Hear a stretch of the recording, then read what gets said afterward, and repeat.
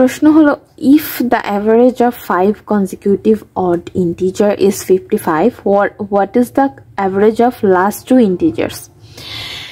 5 consecutive odd integer মানে বোঝাইছে হচ্ছে পাঁচটা বিজোড় সংখ্যা পরপর, পাঁচটা পরপর বিজোড় সংখ্যা, সেটার অ্যাভারেজ হচ্ছে 55। যদি পাঁচটা বিজোড় সংখ্যার অ্যাভারেজ 55 হয় তার মানে কি মাঝখানে 55 থাকছে।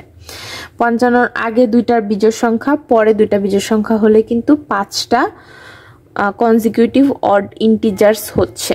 তাহলে 55-র আগের বিজোড় সংখ্যা হচ্ছে 53, তার আগেরটা হচ্ছে 51, আর পরেরটা হচ্ছে 57, তারপরেরটা হচ্ছে 59। তাহলে 55 হচ্ছে তার হলো মাঝখানের মানে অ্যাভারেজ, এই পাঁচটার অ্যাভারেজ হচ্ছে 55।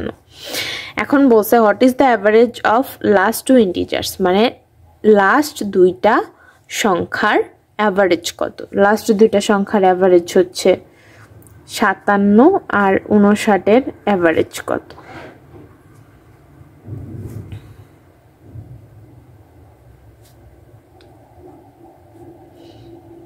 সাতান্ন আর 59-এর অ্যাভারেজ হচ্ছে 58।